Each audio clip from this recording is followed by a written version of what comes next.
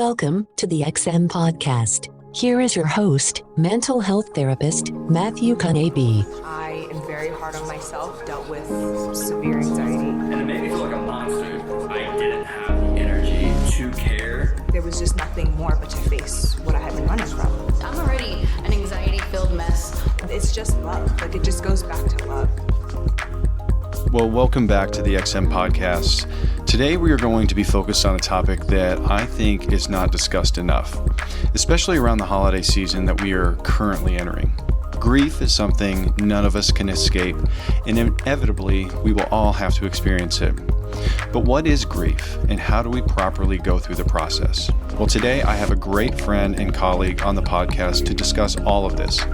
Please welcome to the show, licensed professional clinical counselor, Patrick Milloy. Thank you, Matt. It's good to be here. I appreciate you asking. Tell us a little bit about yourself. Well, I've been a counselor for some time now. I dare say 30 years. Where did that time go? Yeah. But I've been working in the field and doing different types of work, from addictions to trauma work, especially now, and just have really enjoyed the work that I do. Mm-hmm. One of my favorite things is you and I got hired together. We went through the interview process together here years ago when we were much younger, and you and I kind of got to know each other in that process, and I loved getting to know you at that point, and it was fun being onboarded with you. But you weren't with us terribly long before you got another opportunity, and That's right. Talk to us a little bit about your journey into that other role, and then kind of what brought you back here in that time. Yeah, I'd be glad to. I was here 10 months at that time. We had our orientation and working together and everything, and 10 months. And then somewhere in the course of that, I had an opportunity to go to a grief center. Now, grief is something I've always been interested in working more around in that area. And this opportunity presented itself as a clinical director position and working with staff, and it just called to me at that time, and I felt like I was being led in that direction. So I went there and learned a lot about grief, more than I certainly ever knew. Yeah. Met a lot of wonderful people and a lot of heartwarming experiences, and clients just opening up their hearts to me, and it was a real privilege to walk with people just through their grief walk. Yeah. And so that was a couple of years, and I left Emerge after that 10 months, but I came back a few times and stayed in touch with people, and I guess my heart never left. Yeah. And so after a couple of years where I was at, I just started thinking more about it, and got in touch with some folks here and said, would there be an opportunity if I wanted to come back? And fortunately there was, and now I've been here for 3+ already. Yeah. Again. And it's good to have you back. I mean, thank you. Not just because I think highly of you as in your clinical work, but just because I just think the world of you, and I love hanging with you. I love seeing you in the hallways, and enjoy our times when you're passing by and you come in and we have a chat. And makes all the difference. It does. In the field in which it we does. do this, And then you and I got EMDR trained together, which was another fun experience that you and I spent together. So today, Patrick, you and I have talked about grief before, and with your time at the Grief Center, I think, not that anybody's an expert in any category, but I think, you're somebody that's certainly here at Emerge that we lean on when it comes to this topic. And I'd like to talk about grief simply because I think it's an opportunity for our listeners, to learn a little bit about it, but also I know for certain, just because I've been in this field for a while, going into this season, we've got Thanksgiving coming up next week. Right. We've got Christmas around the corner. This is a difficult time for a lot of people who have gone through loss. And so I just think it's a timely conversation for us to be able to have. So if you wouldn't mind, maybe just sharing a little bit about, here's the other thing too. And I love, because you and I can just have a candid conversation. I don't think grief is something people are really taught how. Oh, absolutely not. To go through. We're terrible at it in our society. We're horrible at grief. There's so many misconceptions out there. And you know why I think that is, Matt? I kind of figured this out at the Grief Center. with people coming in, and the number one thing that people wanted to know is, am I supposed to be feeling this way? Yeah. Is this normal, or is there something wrong with me? Yeah. So there was so much normalizing. And what I figured out is because we try to grieve with our minds, which is logical and problem solving, and you can't solve this, quote, problem of grief. It's not a problem anyway, it's a normal experience. Yeah. But it all lies in the heart, which speaks a different language. Yeah. But we tell ourselves like there's a time limit to it, or Right. I shouldn't feel this way. We judge the heart's experience, and that's what hurts in trying to deal with grief. Yeah. So what is grief? Like, what is it? Yeah. Why do you think we experience it? We can see it in Scripture. Mm-hmm. Jesus grieved. Oh yeah, Jesus wept. Jesus wept. My favorite, one of my favorite passages. It's one of the easiest verses to memorize. Right. If you need to memorize a verse. Yeah, and at my age, I'm glad I can remember something short like that. It's very wonderful. So we know if Jesus goes through it. And the other thing, when you look at the Garden of Gethsemane, when he's grieving. Yeah. So I think sometimes people think grieving is something we're not supposed to do. So first off, what is grief? Why do we experience it? Probably a ton of different definitions. What I've come to is it's the internal experience with loss. Yeah. Memories, dreams, feelings, thoughts, experiences that you have. It's just whatever is internal that churns around. It's a very personal experience, and everybody's going to feel and have a different internal experience. Yep. Contrast that with mourning, which is the expression of the internal experience. That's good. Yeah. Yeah. I told you, I was speaking to a bunch of middle schoolers about grief the other day, which was great.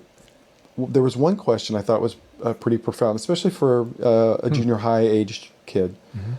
Why is grief different than depression? Oh. Or are they the same thing? I mean, to me, that was like, that's a really great question. I'm impressed that a middle schooler asked you that. It took me back for a second, because I was like, well, how do I? Because they are different. It's not. Yeah, absolutely. They're not the same, but they certainly can look similar. So, talk to me a little bit about how would you answer that question? I know how I answered it, but how would you answer that? Well, we confuse depression with sadness, first of all. Sure. As you know, depression is a whole syndrome of things. Yeah. And we don't see all of that with grief. We certainly see the intense sadness, but the other depressive symptoms are not there. A lot of times. I always thought that grief needs to go somewhere inside of you. That's why we mourn. If it doesn't go somewhere, it can lead to the clinical symptoms of depression, is what I believe, over time. Yeah. That's why it's important to get the feelings out. Yeah. That's kind of where I went with it too, is grief can lead to depression. Yeah. But with grief, there has to be a triggering event of loss. That's right. And the other thing I think that's interesting with grief is it doesn't have to be just the loss of a person. It's not always associated just with death. Right. I've had to grieve clients who are coming out of addiction, and we've had to grieve the loss of their substance, whatever or the substance behavior was, which I think a lot of times kind of people get alarmed by, like you grieve alcohol. But right. Yeah. when you've had a relationship, let's say, with alcohol for 30, 40 years, we have to grieve that loss. I've, pets. Yeah, exactly. Sometimes people have to go through the grieving process with a pet. Yeah, and those of us who've done that know the heaviness of that loss. If you don't have a pet, you don't understand that. But this is where the mind gets in the way, because we tell ourselves, oh, death is what grief is really about. But it's the death of something, not just a person. Right. I'm right with you on that. It could be a job. Right. It could be divorce. Yep. It could be. It could be moving into retirement for folks that are at that stage. When kids leave the home, empty nesters, there's a grief aspect with that. Yeah. I think it's important to call these things out, because I think sometimes people don't allow themselves to grieve those because they don't think it's a grievable experience. Right. Well, we compare experiences all the time with grief, Yeah. I'm not grieving right because I'm not crying. I hear that a lot from people. Yeah. Some people, it doesn't come out in tears right away. Yeah. But no, there's something wrong with me. And, we judge our experience because that's just what we do. Yeah. I think that the other thing too is the timeliness.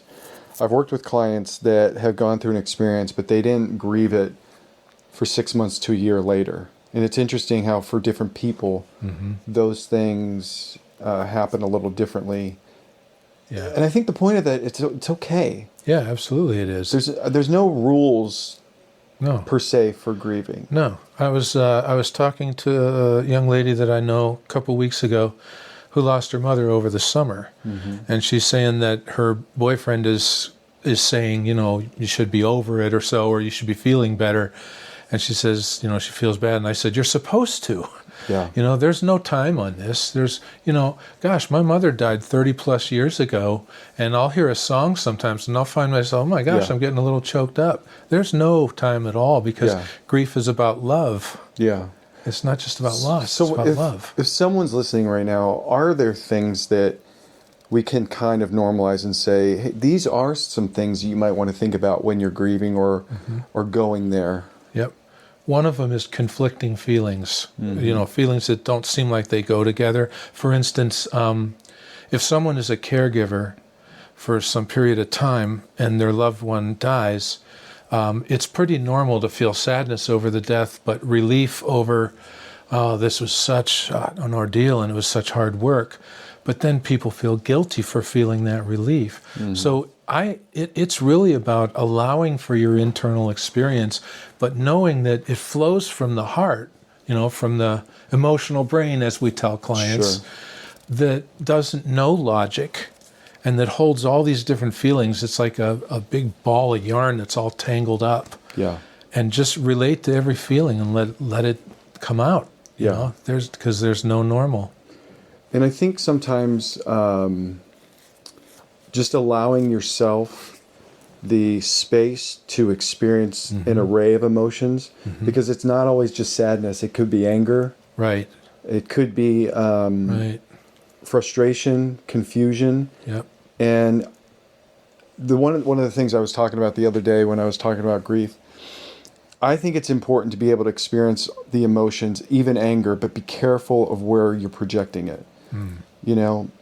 It's okay to be angry, but it's not okay to project that onto a sibling or somebody at school. And this is when I was talking to middle schoolers. Right. Being careful that sometimes we don't know what to do with our emotions, and then we channel that into unhealthy ways. And I think a lot of times with grief, we turn to unhealthy vices and things. We want to medicate it in some way. Yeah, and because we don't want to. It's the whole avoidant thing. I always go back to, I probably shared this a lot on the podcast, but, you go back to the beginning of Genesis, and as soon as the fall of man happens, what does man do? We hide and we avoid. Hide in shame and we still do it. Yeah. And we use all different types of things to do that. Yeah. But I think, from my perspective, that's probably one of the most dangerous things to do in grief. I would agree with you. On that. Yeah, and it's that isolation piece, and when you feel and tell yourself like I shouldn't feel this way, and there's intense feelings with this loss, some shame's going to come up with that because you're doing something wrong. I'm not right. Yeah. So what are some other things for us to be encouraging people to do when they're experiencing grief? What would you share with somebody to say, I understand you're grieving. Here are some things that I would encourage you to do. Yeah. One of the top things for me is to help people understand that the person died, but the relationship did not. The relationship still goes on, and to find ways to honor the person. What comes to mind? Finishing a cause that they had, or a hobby that they had, they left something undone, finishing it. Finding a way to connect with the person and keep the relationship going is really, really important. I also think any kind of rituals, mourning is bringing stuff from the inside out. Yeah. Rituals help us do that. We've been doing rituals as people for thousands and thousands of years, right? Yeah. I mean, it's a real important way to help manage grief. I think there's a balance between, I think there's times when you need to be alone. Yeah. You have people telling you, well, come out with us. It's okay to say no, but at the same time, the balance of sometimes leaning on people leaning, getting that extra support is really important. Yeah. Yeah. Yeah, I think journaling. Yep, journaling is important. Creative work is wonderful. I mean, I know people that just sit at the piano and play chords, or we're guitarists, That's right? Strum chords and stuff, and it helps move the inside out in a non-logical way, which is exactly what we need. Yeah. When do you think, when would you advise somebody to seek out more professional type counsel? Mm-hmm. I don't think everybody who's grieving needs to do that, first of all. Yep. But I think it depends on the intensity, kind of the duration of the intensity, Yep. Here's a metaphor, Matt. I think of grief as like, when you get on a roller coaster, the first hill is always the highest. Yeah. So I hear. Yeah. First hill is always the highest. Yeah. And then you go down, it's that big thing, But then there's smaller hills along the way. Grief is like that, where there's always going to be some hills, right? Some stronger feelings. But if there's always big hills in the roller coaster of grief, that's probably a time to get some additional help. I think, and this is kind of a standard definition, when functioning doesn't happen in places like you're not able to conduct yourself at work. Yeah. You're not, you're completely pulling away socially. Maybe you're not able to perform at school in things that you used to be able to. And, you lose interest in things that, exactly, you used to really love doing. That's when we're starting to maybe cross into depression too. Exactly. I think, here's the one thing that we have to be honest. We're all going to lose. Things in life, people in life. That's right. There's no person on this planet that is exempt from that. And so we're all going to go through some series of losses in our life. So with that being said, I think we have to give ourselves grace. Mm-hmm. But then there's also a point where it gets to, I'm now not functioning. That's probably when you need to go outside of maybe just, I would agree with that, your, normal grief response. Yeah. So Patrick, you and I both have, seen and worked with people who have experienced loss. Mm-hmm. Why do you think, and it's a redundant question because but why do you think this season is so difficult? The holidays are family times. Yep. You ask people with family, Yeah.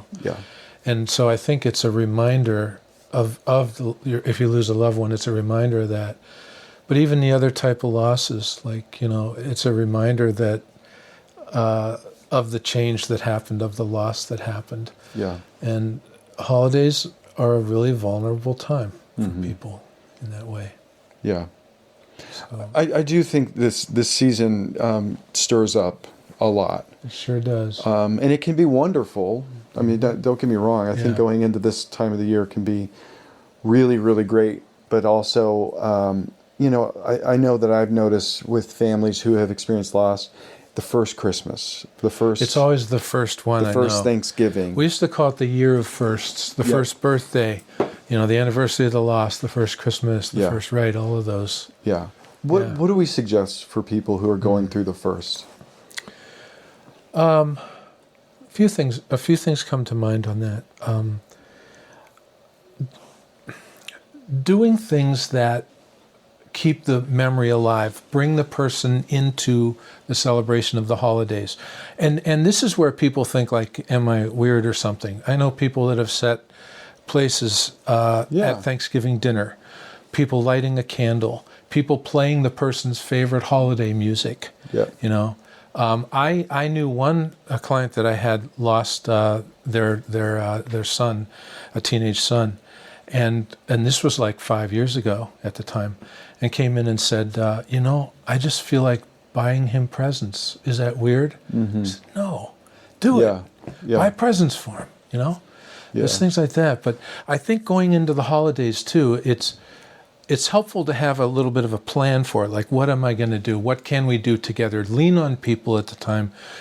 Maybe you come up with a ritual you're going to do at Thanksgiving dinner, or have people share memories, let's say, of the loved one. Yeah. But have a plan B also. Yeah.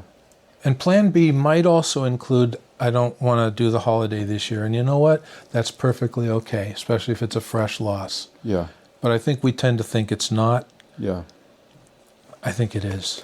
I think the other thing, too, is just being aware that the firsts are coming and being mindful of that. What do you think about then on the other side of this, the people who then get stuck and they can't seem to move forward?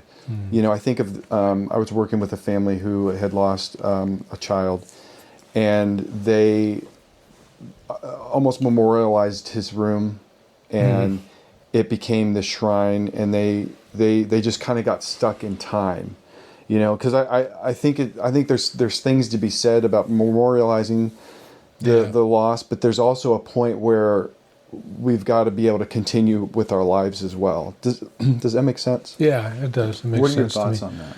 I think people are on their own pace with that. Yeah. You know, it's not unusual a year. You know, I haven't cleaned out the closets and stuff.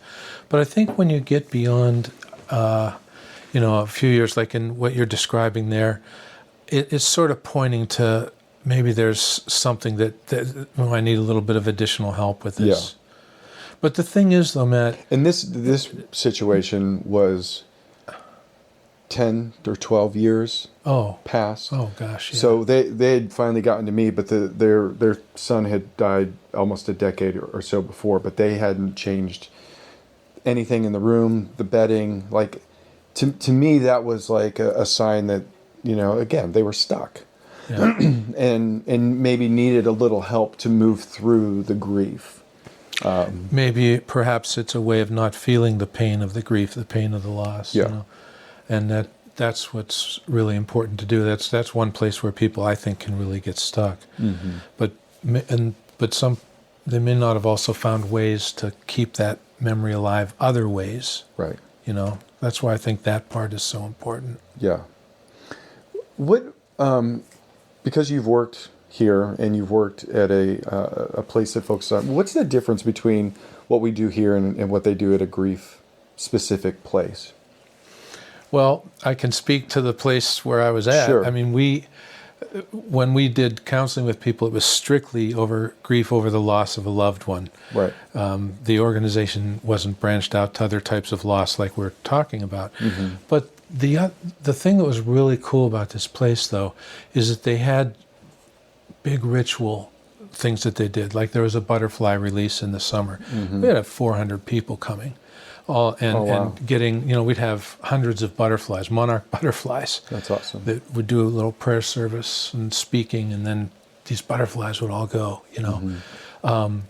We did over Christmas candlelighting service where people all got a candle, you know. They'd come in and they'd send in pictures of their loved ones, so we'd show slides, and there'd be some prayers and all, and people would come up and light a candle, and you know, so there were some really big communal kind of rituals that were very, very moving. And I think those are wonderful things to do. Yeah. And then here, you know, we deal with grief, but other maybe than you, most of us aren't specialized in it. It's not like, you know, I have training in it, but I wouldn't say that I'm a specialized grief therapist. If you're somebody that's listening right now, and you know somebody who's grieving, what would be some things that you would say to somebody who's more of a lay person, but these are some things that might help you with your loved one, friend, coworker who's grieving?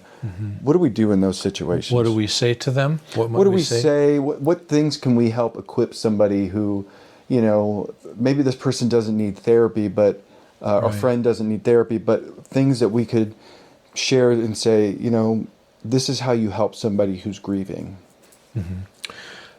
Well, I think the number one thing you can do to help someone who's grieving is offer your presence.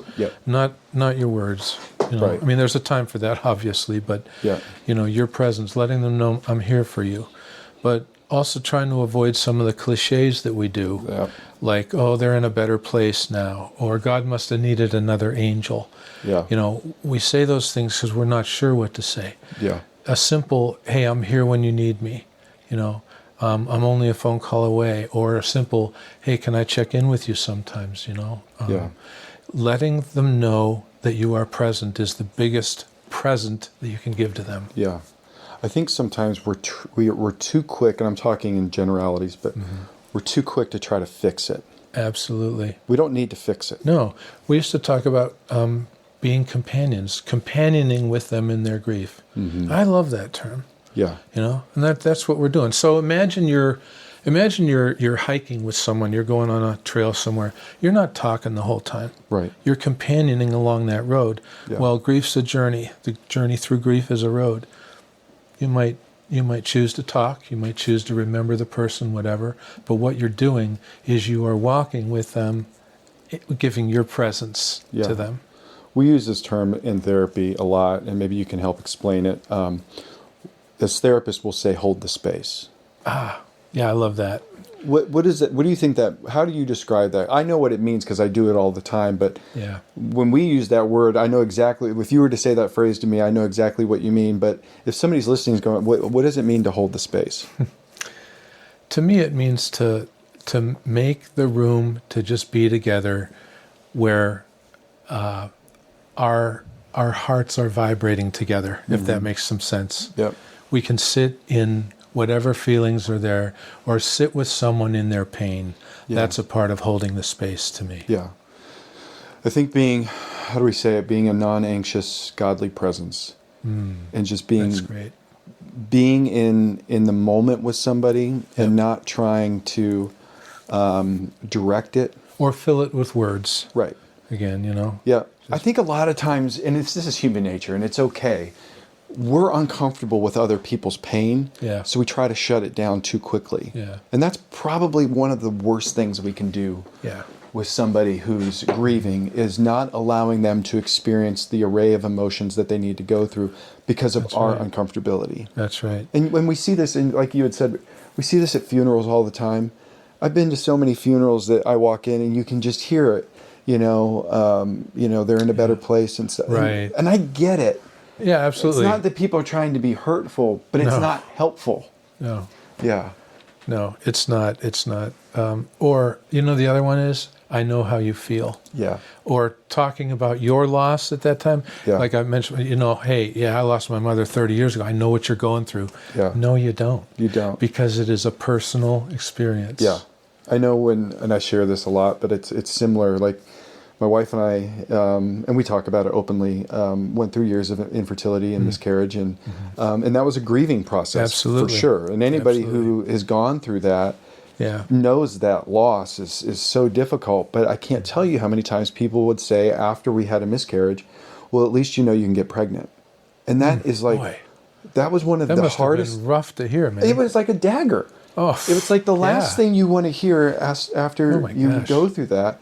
But I think they might as well have said to you, cheer up. Right. Well, hey, Matt, cheer up. That's exactly what they're saying. It's like, I don't feel comfortable with this, but I'm going to give you here's the optimistic look. Yeah. So that's the antithesis of holding the space. Back to your question. Exactly. It's, it's okay to be whoever you are, to feel what you feel, to be in pain right now. I'm accompanying you in this space. Yeah. There we go. Yeah. That's it. It's a wonderful gift to do that. Yeah. To offer that with people. Yeah, I think, and a privilege for people to allow you to hold that space with them. Yeah. I think it's really hard to have empathy, and it's something we have to work at. Empathy is different than sympathy. To feel with. Exactly. To feel with. I always say, empathy is like walking by and seeing somebody, in a pool and jumping in with them. Sympathy is walking by the pool and looking at them going, well, you're definitely in the pool. Sorry for your luck. Sorry for your inability to swim right now. Right. But having empathy in those moments. Yeah. And I think the other thing that you mentioned, and I want to reiterate, you don't have to have all the words. You don't have to have the right thing to say, but I think God created us to be in communion with each other, and just being in presence with each other and being in the moment. that to me is one of the most important things. Yeah. And sometimes we just got to allow that person to vent. Yeah, absolutely. Let them say what they need to say. When we're in that place where we're trying to think of the right thing to say, we're in our minds, we're trying to solve a problem of feeling uncomfortable, and we're detaching from the person, we're detaching from the moment. Yeah. So if I'm in that space, I'm going to pay attention to that. Oh, I'm in my mind right now, and try to cool my mind and be present and hold the space with the person. Yeah. The words will come if they're supposed to come. Yeah. But that's it. Your presence does. A touch sometimes. Yeah. Being slow to respond, being in the spirit, I think those are things that there's a spiritual maturity to that. And I think a lot of times when we're too quick to respond, we're not really slowing down in the moment to connect with maybe where the Holy Spirit might be leading that conversation versus... I always tell people, don't be a reactor, be a responder. Being reactionary is usually responding or moving from your most human, parts. And being a responder is slowing down just a little bit. Yeah. So I think those are important things for somebody to be listening to when they're in because we're going to be in moments with people we care about who are experiencing loss. And what do we do in those moments? And hopefully that's helpful to somebody who's listening. Yeah, absolutely. While you were saying, I was thinking about the scripture and how much Jesus held the space with people and was, looked at them with compassion or with love, when they were in the midst of their grief over something they did or, something that they experienced that was that they really felt shame about, let's say. The other thing about Jesus, when we talked about Jesus wept. Yeah. He still grieved even though he knew he was going to raise Lazarus from the dead. Yeah. But he still grieved. Yeah. If I had the ability to raise one of my loved ones who's passed away from the dead, right, would I still go through the grieving process? I'd kind of be marching in there going, I know. Don't stop crying, everybody. people. Look what I'm about to do. But it's interesting to me that he still felt it deeply that his friend died. Yeah. But he had to have known, I'm going to raise him from the dead anyway. That's right. But I think he's modeling behavior for us. Yeah. And giving us the green light and the okay that, hey, it's okay. It's not a sin. I've talked to people and they're like, they feel like it's sinful to grieve. It's like, oh, I'm stronger than that, or a lot of these misconceptions. But I think on purpose, Jesus goes through the emotional experiences so that we can go, well, if he's doing it, it's probably okay for me to do that. Yeah. That's why that is such a powerful passage to me. And that what you're bringing out, I actually had never thought of that until a few weeks ago when one of our fellow staff members brought that up. So, oh my gosh, you're right. Yeah, he knew it. He knew what he was going to do. Yeah, I think it's great. I love Natasha. She was on the podcast a couple episodes ago, and she brought that up at one of our. I think it was chapel. That she brought that up, and that's something that I think I brought up. I can't remember if it was to my pastor or whatever. I was like, what a concept, that's in the Bible, and it's so poignant and supposed to be. Let's play it forward a little. So Jesus knows he's going to raise Lazarus. Plenty of people around there could have said, so what are you crying for? Why are you grieving? Right. They could have judged him for his grieving. Totally. You have no right to grieve. You're going to raise him. Yeah, it's good, isn't it? Yeah. And then the other thing, this just kind of hit me. He had to have known in the garden that, I can't imagine the mindset of going into knowing what I'm going to experience. Right. Everything is leading up to the cross and everything. Yeah. But he also knew he was going to be raised from the dead 3 days later. He prophesied it. He was like, I'm going to rebuild the temple in 3 days. So that one he knew as well, but he still went through the grieving process. Yeah. That one just kind of hit me, to be honest with you. Well, that's a good one. Yeah. That's a powerful Yeah, I one. mean, it is interesting stuff. It is. So, Patrick, anything else you feel like would be important for our listeners to know about grief? Anything on your heart that you would like to share? It all comes back for me, Matt, to just be who you are. Give yourself grace and permission to feel what you feel, to not judge yourself, and especially during the holiday times, man, give yourself the space, Yeah. to just let your inside out, however you need to do that. Yeah. I think the hope is that every person finds or has that safety circle. Those people, I always try to encourage people, even Jesus, we're going to keep going back to it, but why not? Jesus had the 12, and then he had the 3, and then he had the 1, and, that's a really good model to have. I always share on the podcast, I've got 2 guys in my life that were in the Word literally every day. And I could tell these guys anything that's going on in my life, and they would be there without judgment. And I know a lot of people don't have that. And so I would be praying for that if you don't. But I think going through grief and having those people to lean into is really important. And the other thing, I know God wants that too. Yeah, absolutely. And I think being able to go to Him, even when we're upset, we could be upset with Him, and I think it's okay. Yeah, I do too. I think it's important to express that. Or if you mentioned anger earlier. Yep. It's pretty normal to be angry with God when you have a loss, and I think it's important to keep the relationship and express that. Yeah. Absolutely. There's one other thing that comes to mind, Matt. Great. And it's about being strong. Mm-hmm. Our culture's great for that, right? We have to be strong. Yeah. Be strong. Be strong in your grief. I got to be strong. You don't. You don't. I think there's... It's strong to feel the feelings and to grieve. Yeah. You're being strong. It's not the opposite. Yeah. There's a misconception. I tell clients all the time, people think, it's a weakness to have to go and seek out therapy. Oh, yeah. I find strength in being able... I think it's a sign of strength to be able to know when you need help.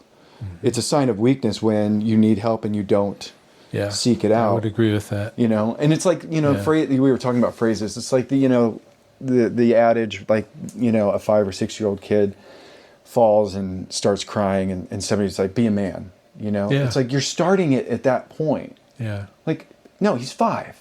He doesn't have to be a man. Let him experience the emotions, but we're so quick to shut down. We are.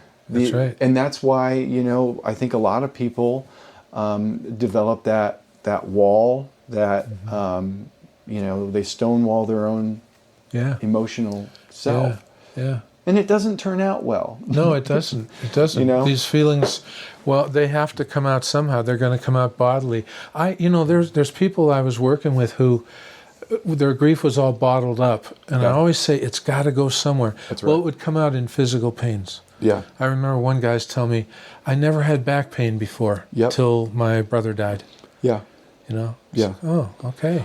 It's going to come out some way. It's going to come out. I say that all the time. It's going to come out some way. And I tell people, where do you think anxiety and depression come from? Yeah. The body's going to manifest. If you don't move the emotional experience out in some way or another, allow yourself to cry, allow yourself to experience it, eventually the body's going to go, okay, we're going to do it. And it's going to come out some way in stress, anxiety, OCD, absolutely.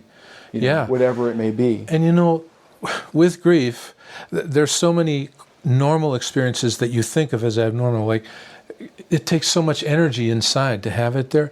People get clumsy. Mm-hmm. People lose things.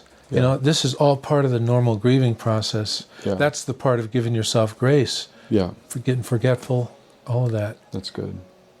Patrick, I appreciate you. Mm-hmm. I think this is a great conversation. I think it's super important that we have this during this time. And, I'm praying for people right now that I don't even know, that leading up this upcoming week into this holiday season, I know a lot of people are dreading that. And I pray that,